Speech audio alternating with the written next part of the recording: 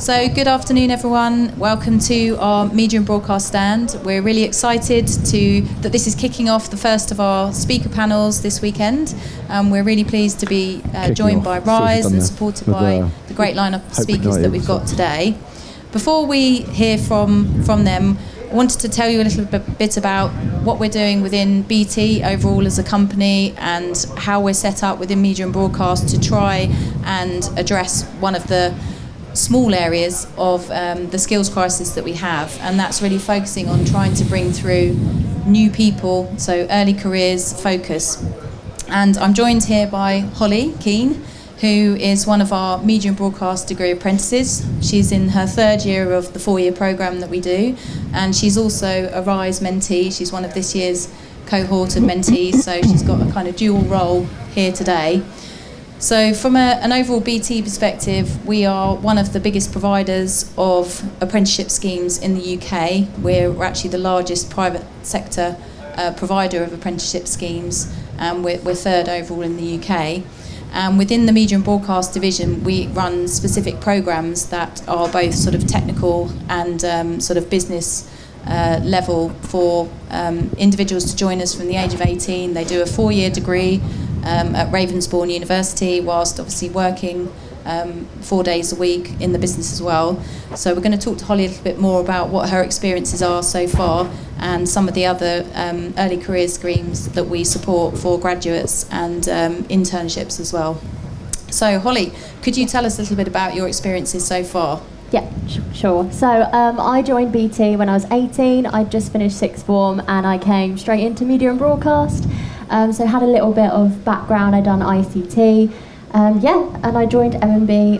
Been here for about 3 years now. What I do is I rotate every 6 months and I get to go around different teams within M&B. So I've pretty much covered all of the bases. I've done sales, futures, now doing marketing with Flick. I've even done contracts. So yeah, it's been great. I get a real variety of experience and get to stay in M&B for 4 years as well, which is kind of what my scheme is made up of. So yeah.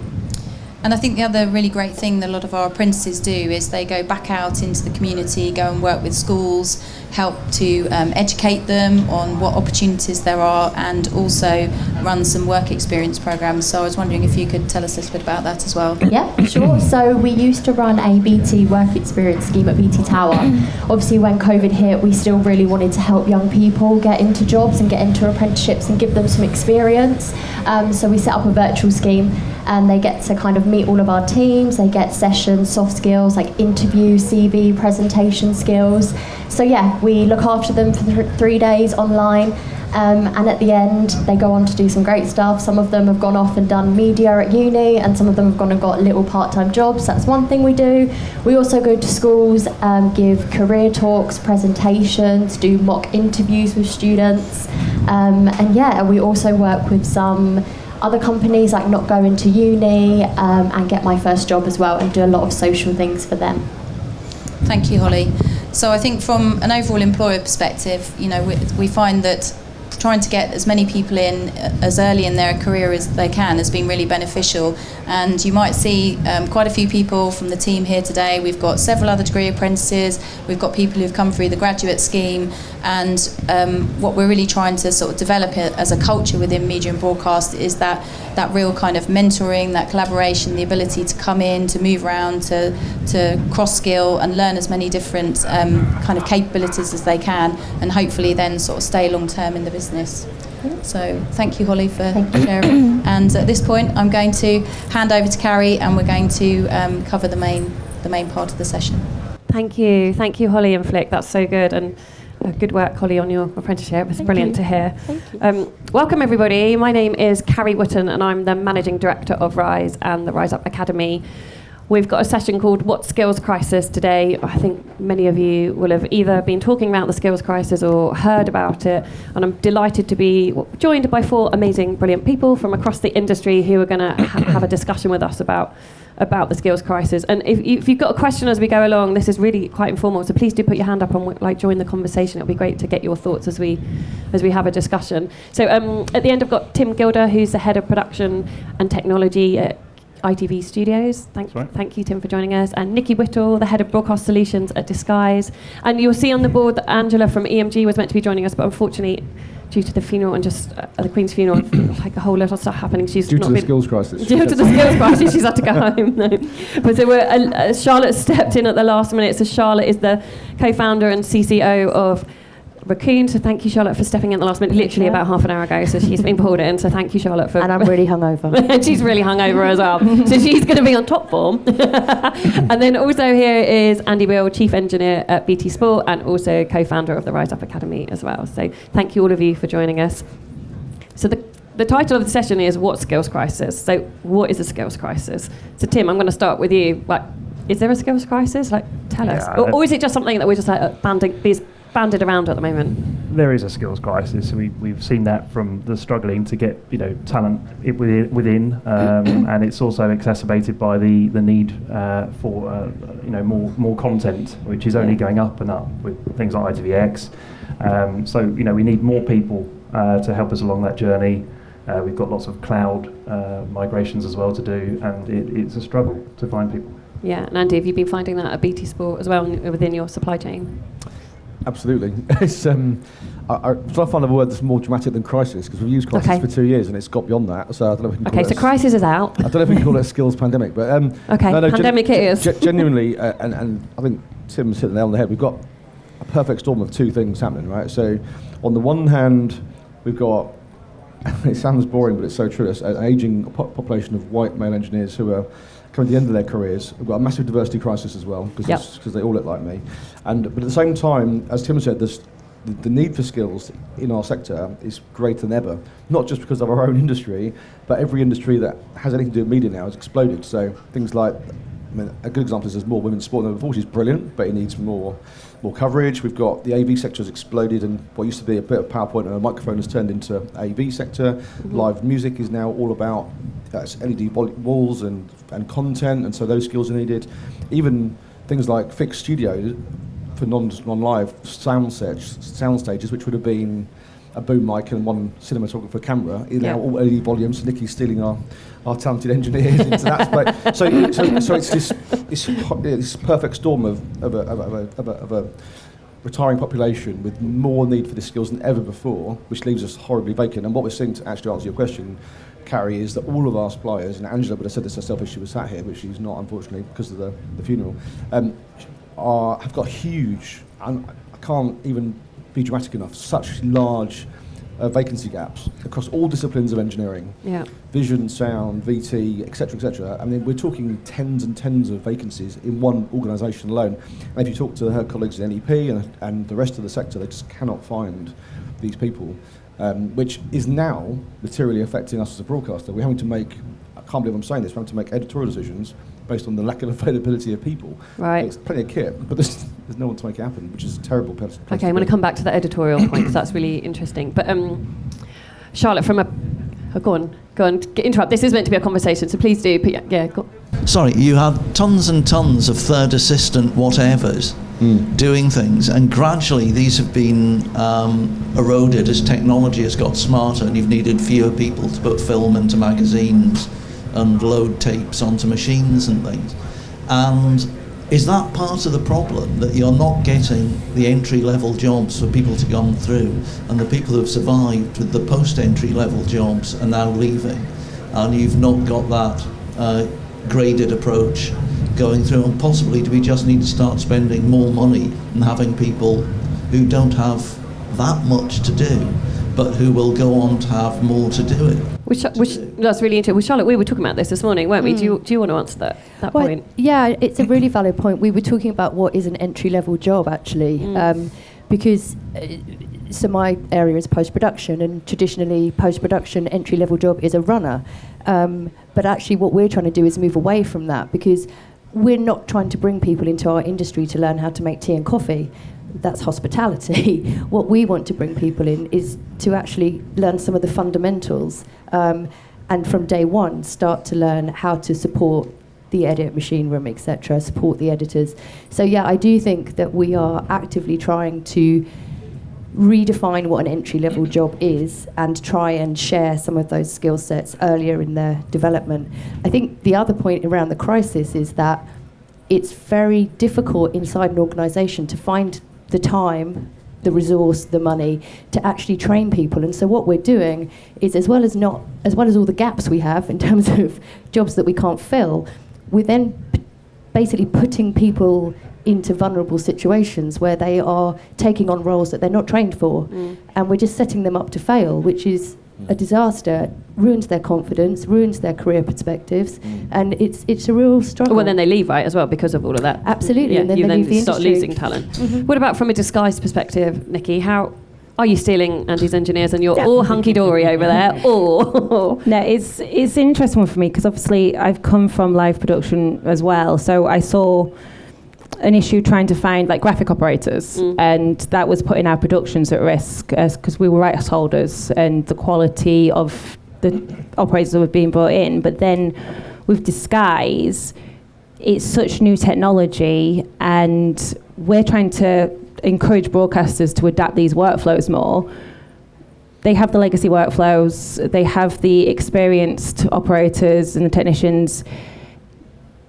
They're quite not scared to adopt it, but the talent crisis is an issue to them. And the biggest one from a creative point of view is Unreal artists. Yeah. So when we're talking to big broadcasters, they're all saying we want to move to Unreal, we want to start to push the boundaries and use LEDs. But innovation is like sky high at the moment, right? It's rocketing. But the biggest thing that's moving them away to even change the technology is Unreal artists. They just cannot find them. But also, there are Unreal artists out there, but they're focused on the gaming industry. Yeah. They don't really know that there's these roles in virtual production and broadcast, and that's an opportunity for them. Yeah.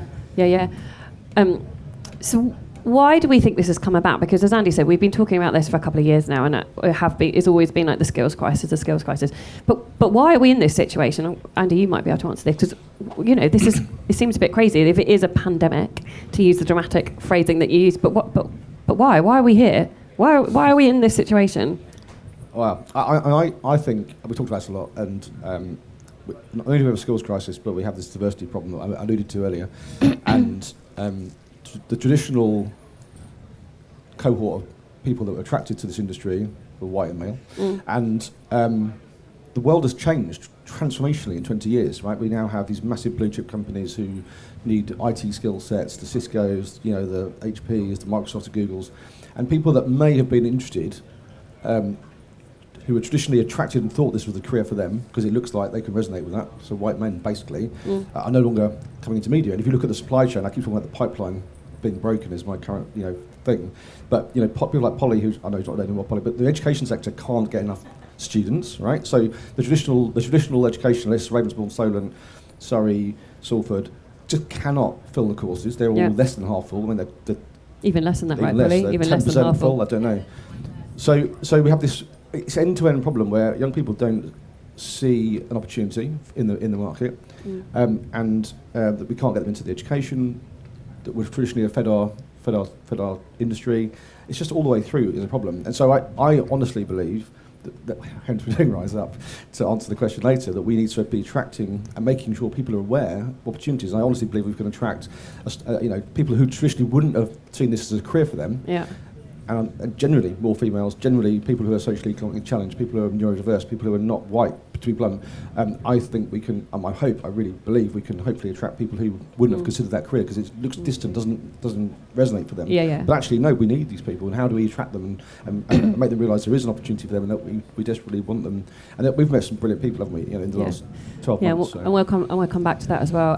So Charlotte, Charlotte and I had a meeting this morning with some vendors about the skills crisis, but one of the things that came up was like that traditional route of the BBC providing that kind of training program. Everybody talks about the days that the BBC had this incredible training program, that it was at Wood Lane, and just all of those stories. But that doesn't exist anymore. So I wonder whether that's impacted.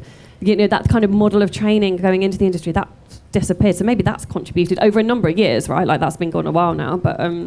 That kind of traditional model we kind of lost. We don't have that. It seems to me we don't have those foundation blocks, right? I totally agree. It's back in the day when I started, I was lucky. There was time and money to actually teach me things, and there were people that were willing to teach me things. Nowadays, there's just, even with the best will, there is no time in anyone's day to actually dedicate to teaching people. And yes, you know, in the days when you kind of had a BBC rubber stamp on you, everyone kind of knew what you were going to get. You're like, yep, that person's going to have a certain level of skill sets. And that just doesn't exist anymore. No. So, Niki, coming back to kind of how is it impacting Disguise? Like we've talked, like I think we've agreed there's a skills crisis. There's a skills, like we all agree there.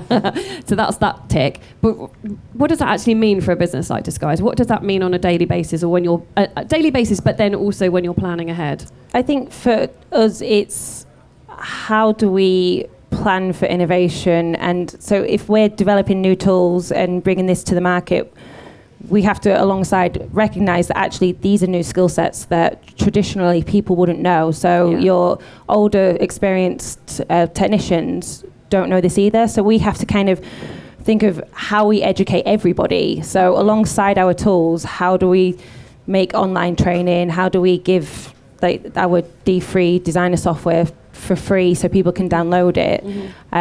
So it's mostly more education, but then also resource, because with our support teams and creative services, it's going back to Unreal. Unreal's a big issue at the moment. Does it affect your bottom line, do you think? I think it does, because again, we're an innovation company, so we need people to adapt to our workflows and be on board with changing up their systems and how they do things. And so it would be better if we had more people that actually could help support this. What about you, Tim? You got ITV Studios. It's huge, right? You're a big organisation. If ITV Studios and other broadcasters are struggling with this, then it's quite a serious issue, right? But so how's it impacting your day-to-day business, and then also for future planning? What does that actually mean in reality? What does that come down to?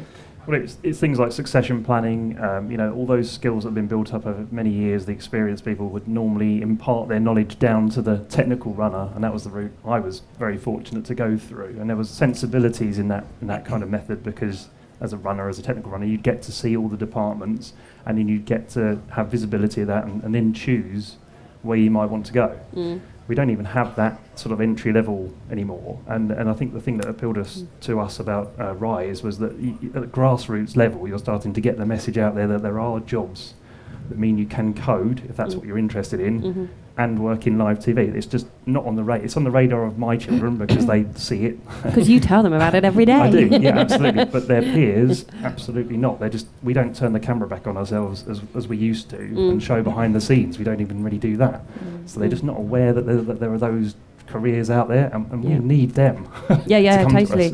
and the careers machines of the big corporates are incredibly efficient because they have that strength and depth. I mean, we're talking about organisations with massive resources so if you talk to a careers teacher at school, they know all about Cisco and Amazon and Microsoft, and of course they do, because they've got massive strength and depth across every territory. There's not someone from I don't know anything about, even companies the size of ITV and BBC, they're just not on the radar. That's part of our problem. And you were saying, Andy, that it's impacted editorially. So can you tell me a bit more about that? Like what?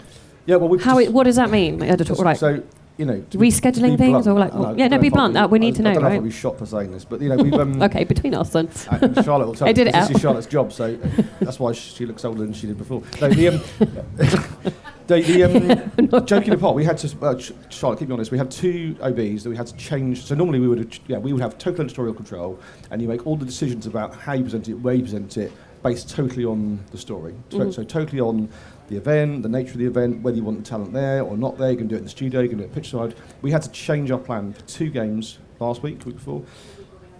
In Premier League, we had to choose to take them back to the studio because we just could not get enough OB engineers on site to support what we call a match and a presentation operation there, because we just didn't have the strength and depth in the crews. And that is not just exclusive with our partner. I want to make it clear, because we've got brilliant partners, some of whom are in the room. But this is an industry-wide problem, and without throwing them under the bus, all of the OB community, all massively struggling, and we're under more pressure than before. We had obviously a perfect storm of events. Commonwealth Games was busy, but it's been a busy summer. So, right? This has been coming for ages, and it's just it's not getting any better, is it? And it's causing huge amounts of logistical problems. So, do you think that's impacting your bottom line as well, like financially?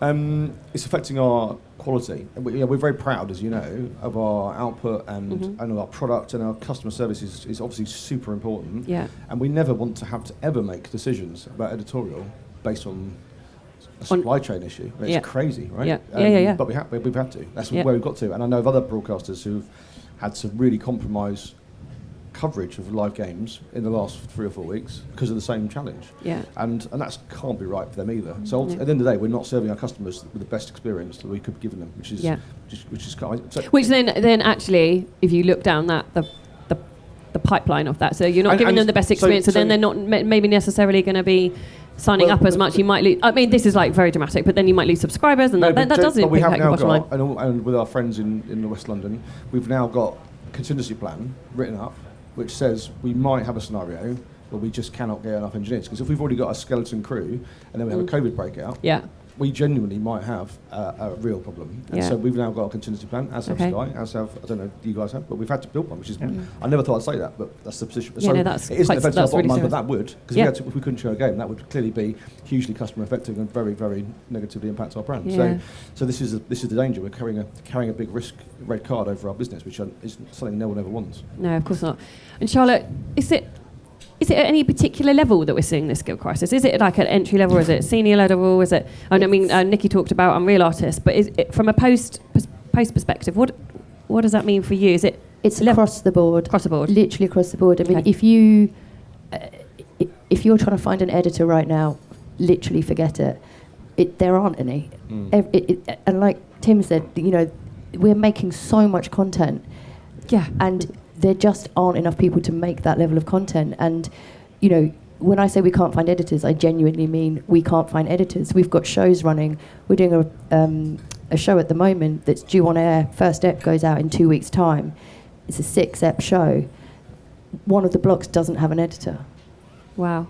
And that's coming up against TX. So absolutely it makes an impact. And it does make an impact editorially. It also has a huge cost implication, because actually what it also means is that the editors that are working are charging through the roof. I was just about to say that, right? Literally charging through the roof, name your price. And they're also... And you're desperate for talent at that point, because you're going to TX in a week. You're held to ransom. And that has a massive impact on everybody. There's also this, someone had used this phrase with me the other day, and I thought they were talking about horses, show jumping. People are show jumping. Literally, you're on a show, you think you've got your crew, and then 2 days before you're due to start, you've lost them because they've been offered more money. They've been offered a different job, more money, different circumstances, whatever. They wanted to work remote, or they wanted to be in a facility. Literally, that's huge, right? It's huge. And we've had that as well. Have you? Yeah. I mean, Martin maybe will comment. We've had exactly that, right? Freelancers, because we're a very freelancer-heavy community. Suddenly tell you 2 days before, actually, I'm really sorry, can't do that. And they're outside their window, which is 48 hours, because they've got a better offer, because it's a seller's market for that talent. So, and again, that leads... We'll affect the bottom line, because the costs are all going to go up. Yeah. And then again, that leads to you're putting people into positions where they're not ready. In that example, you're going to have some junior editors that are right up against it. They've got commissioners and execs breathing down their neck, and they're not ready for that. And that's a hostile environment to be thrown into if you're not, it's not... If you're not trained to deal with it, right? And it is a lot of an editor's job is, of course, it's about the skill sets, but it's also about running the room. Yeah. And learning how to run a room is it's a skill. That's experience. It takes time to get that. But.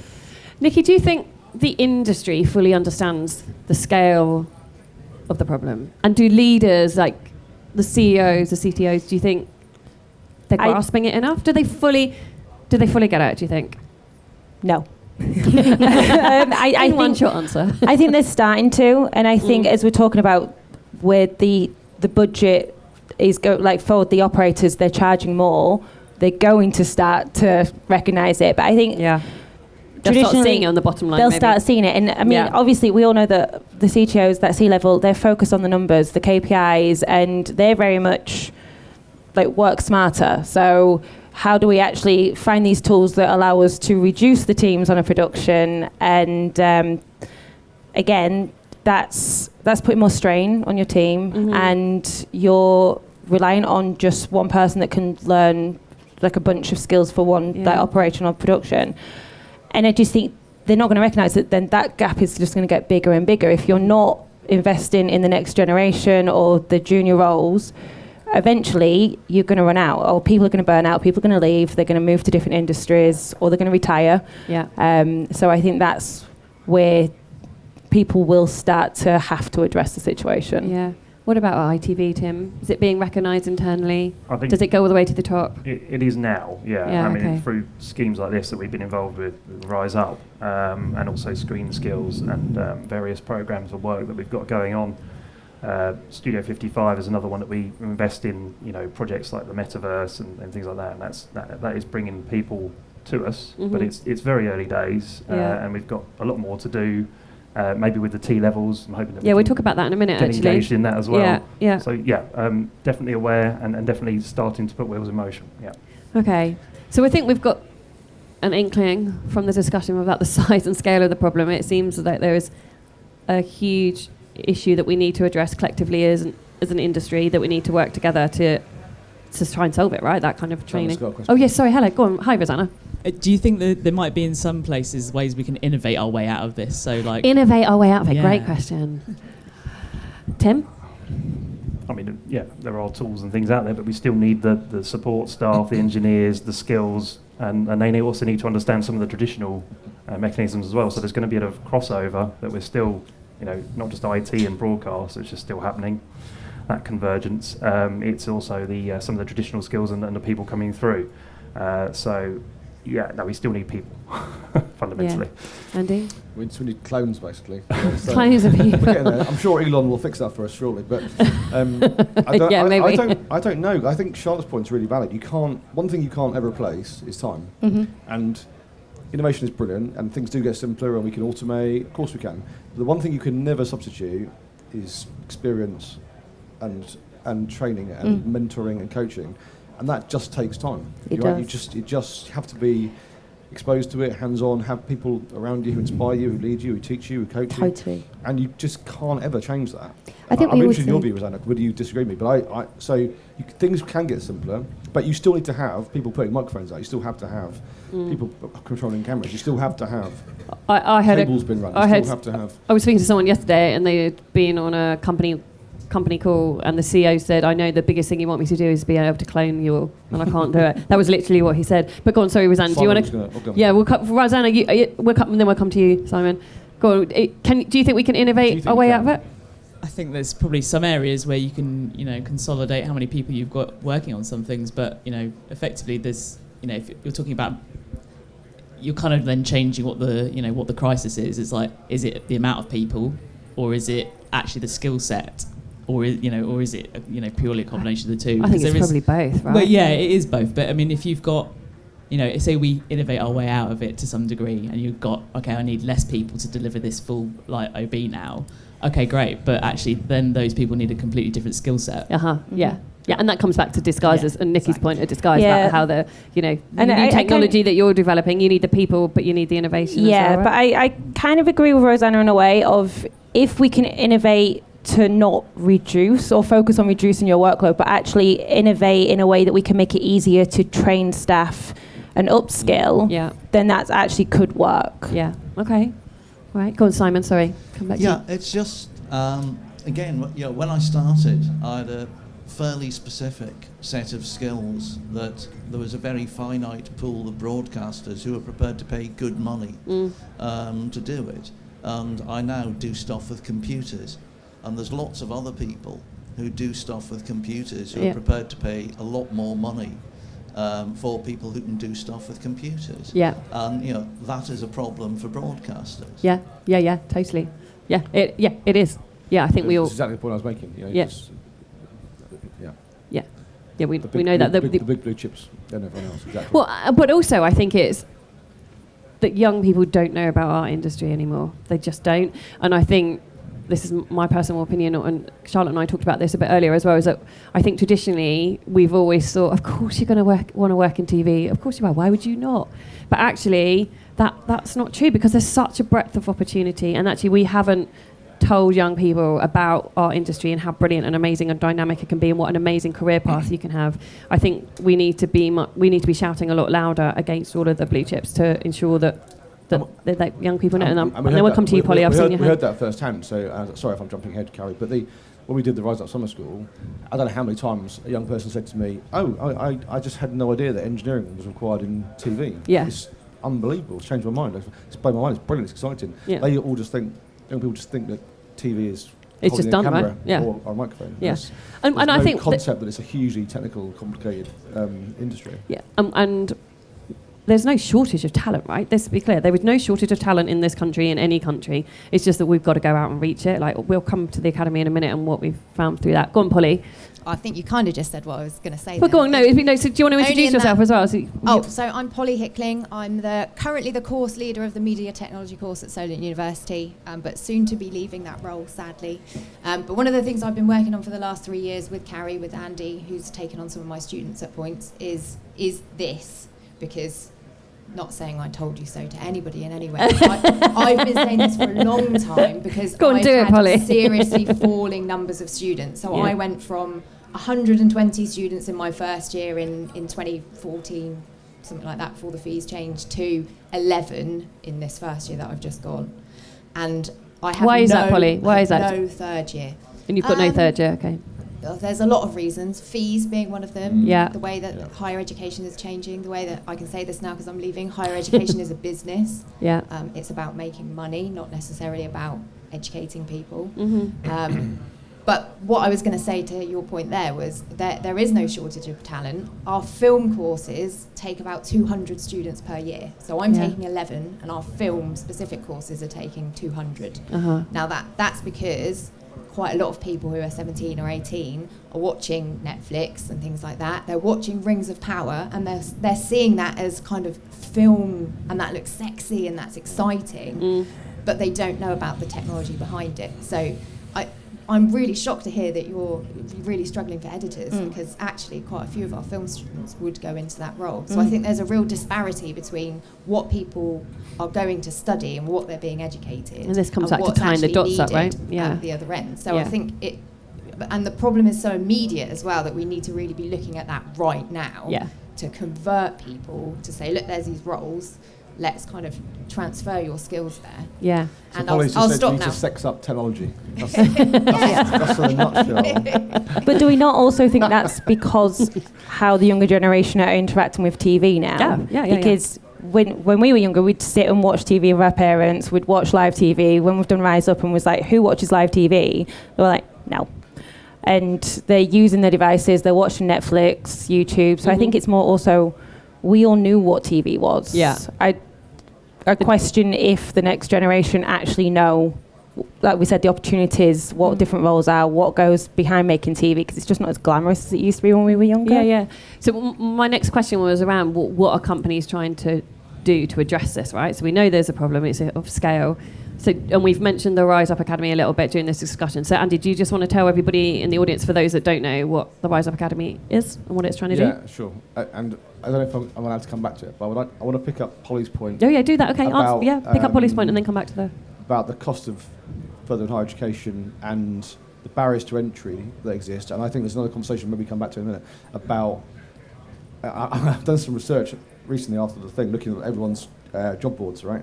Looking at open vacancies, because there are hundreds of them. And a common theme is that every single vacancy seems to be a prerequisite requirement to have a degree. Now, a degree is lovely, and we need talented engineering students who come out of university with great skills and great training, but we don't need them all to be coming on that route. And I see it. I think the world needs to change. I mean, I look at a lot of people close to us as well as people wider apart who have this obsession with needing to have a degree. And we've met a lot of young people who will never, exactly to Polly's point, will never ever be able to pursue a university career because either they can't afford it or it's not in their DNA. And what we've discovered on the roadshow, meeting different people in different ways of life, is how grossly and horrifically unfair education is, not just at higher education but at secondary level. Oh, hugely.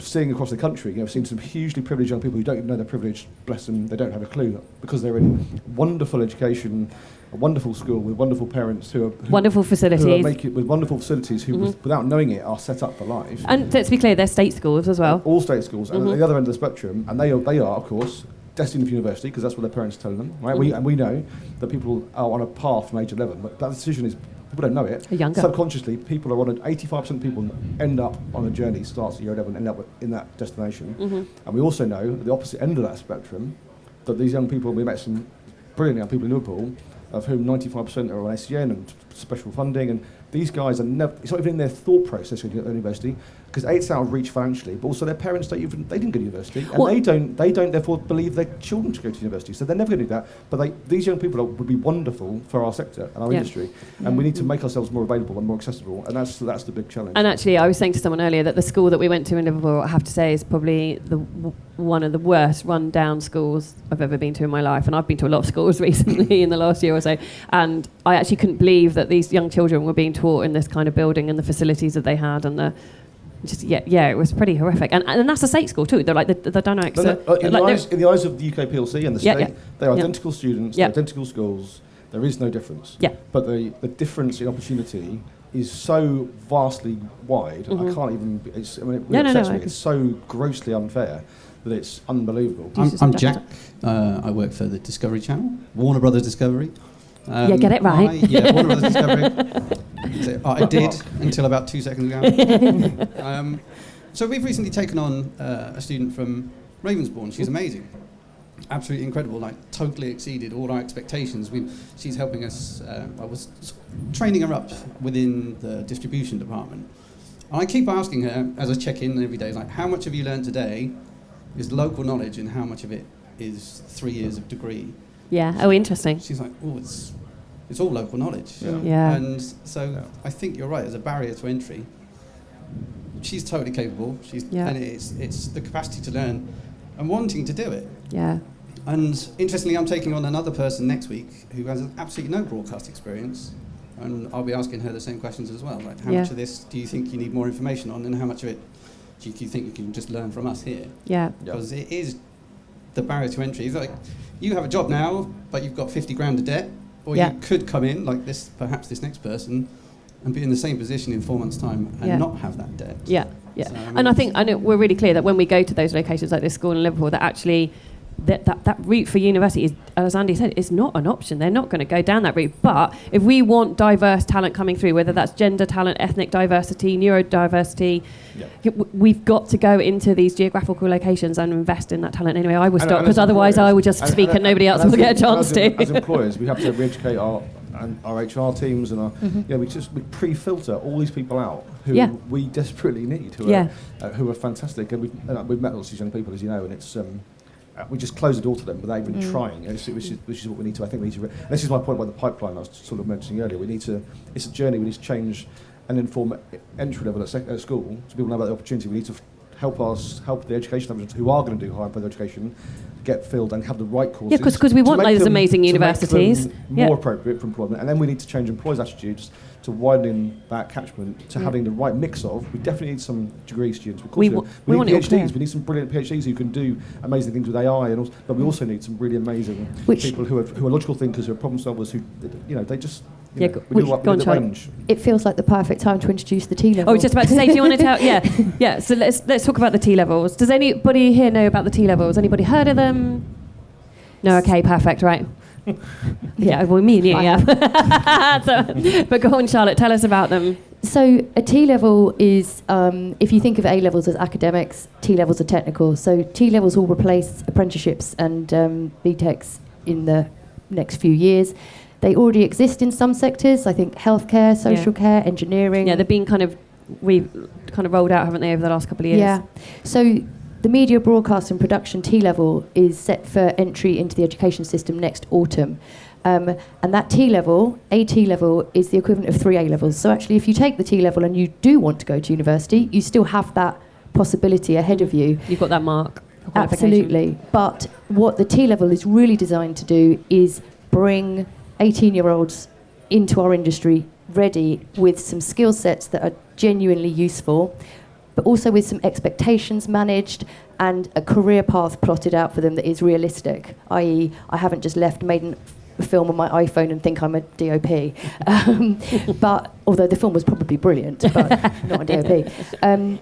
So the thing about a T-level is it's very focused. If you think about A-levels, you take 3 subjects, whereas a T-level is you're studying one subject incredibly in-depthly for for the 2-year course. The first year is generic, the second year you specialise. And the role we're interested in here is the media technician role.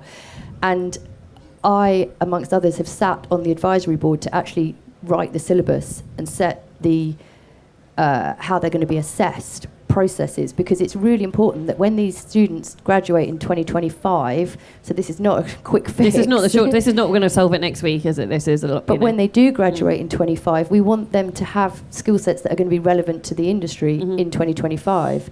So, for example, when we first saw the first iteration of exam papers, it was talking about the students needed to come up with concepts for a Sunday live magazine style show for a terrestrial broadcaster.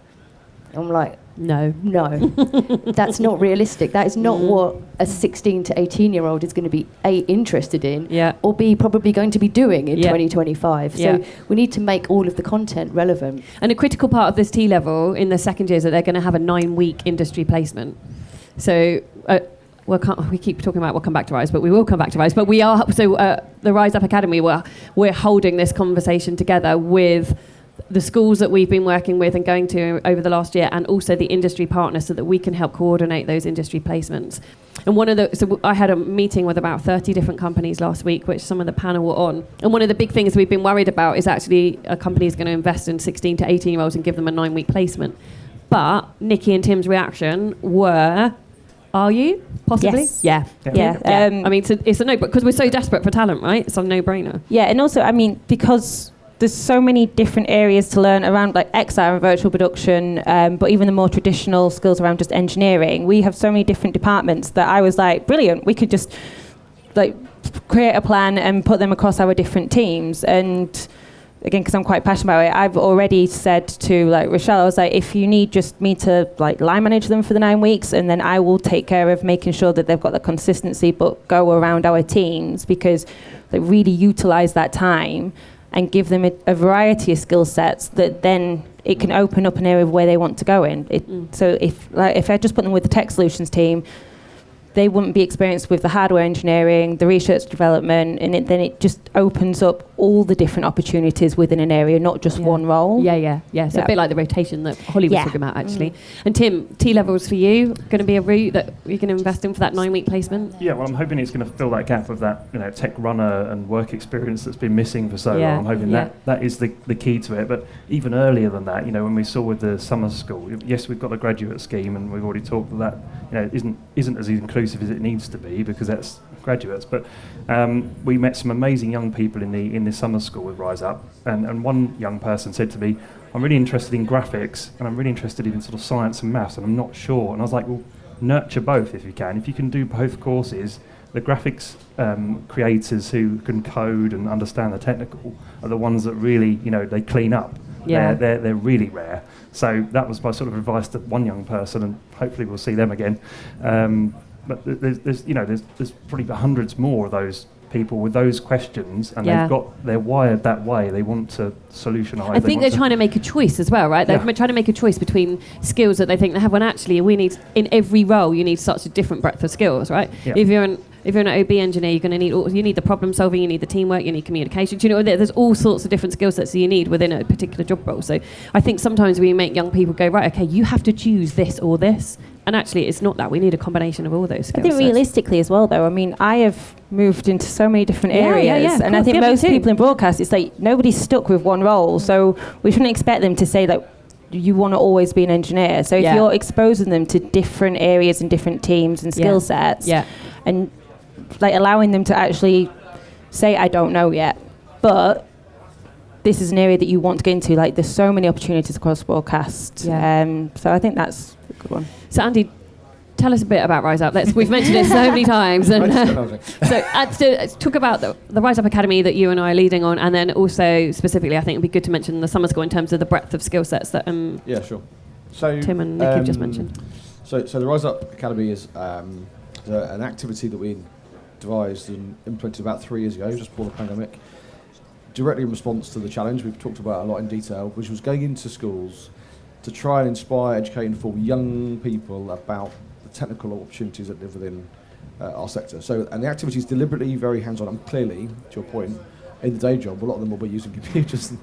Not everyone's going to be physically plugging in cables in the real world, but we wanted to make it visually accessible, a bit like Lego for TV. So it's a very physical activity, and the students throughout the course of the day build a 4-camera studio from scratch. They walk in, we give them a very short lesson which tries to draw parallels between the content they love on their phones, and Niki talked about it earlier, and the technology behind it. Blow their minds with some stats, think about pixel count and data rates, and suddenly the kids are like, oh my God, loads of things. Look how much is happening on your phone in real time. It's amazing how much is going on all the time and the amount of data processing. But then they build this 4-camera studio and gallery from scratch. We give them drawings, they have to go and find cables in boxes, and we mentor them through it, but we don't do it for them. They have to do it all themselves, deliberately, to make them enjoy and understand the joy of problem solving and team working and doing this activity. And then hopefully through continued communication, inspire them to make choices that would lead them to be into our industry. And the summer school that we delivered this year for the first time, do you want to tell it? Yeah, so we've been talking about how we've been more efficient with it, because clearly we can't. There's 5,000 schools in the UK. We clearly can't go to even 0.1% of those schools. So how do we be more targeted with the time and the effort and the investment to make and the breadth of issues across the industry, and right? To try and reach a wider breadth and explain some of these choices that young people can have about, because there's so many opportunities, so many different areas to go into, and so. Under Carrie's forceful guidance, we put together this amazing summer school. It's not been described like that before. My forceful guidance. Brilliantly put together this very intensive programme over 4 days. The first 2 days were for young people who were in GCSE level, so year 10 and 11. No, I've got it wrong. No, 11 to 14-year-olds. 7, 8, 9. And then the second 2 days were GCSE and A level, so years 10, 11, 12 and 13. And so they came over 2 days and they did all of these sessions, right? 6 or 7 different activities. All of you have been involved involved in those 2 days. So they got to do the Builder Studio activity. They got to see an outside broadcast truck. They got to do virtual production. They got to see cloud production. They got to see post-production, live editing. They got to do metaverse stuff, making avatars and live metaverse characters they could take away with them to then use. And we tried really hard to use tools in the workshop they can then get when they're home for free. So, for example, the Post guys use Resolve because I'm sure other products are available at this wonderful show, but Resolve can be downloaded for free and they can carry on at home and pick up where they left off. And we used, the Metaverse guys used a tool set on the Unity website, which is completely free to download. So they could take their avatar home and carry, if it was interesting to them, they enjoyed it, they could carry on when they got back home. And so trying to make it really accessible, and we had 500 young people come over the course of those 2 days, and these were young people who'd chosen to come in their holiday, so have made a very clear decision. They weren't forced to sit through it because they happened to be in school that day. They've chosen to give up their holiday and be there and learn, and the response was amazing. I mean, we were all blown away by these young people who eyes were opened, asking so many questions and wanting to take it on and learn more. And then we ran it at a UTC, so UTC... I'm really sorry, but I'm going to have to interrupt you. Just stop you there, because I've been told to wrap up. So I need to... really quickly, Andy, because we need it... And then I just want to wrap up quickly. Pipeline conversation, which will take me another 3 hours to talk about. But Andy and I could talk about this all day. Very deliberately working with what's called a UTC. So UTCs are University Technical Colleges. And I actually think now that name's unhelpful because it's university in the name. But... which are state schools, state funded, but they have commercial partners to help fund, because clearly this is specialist and it's expensive equipment and so on.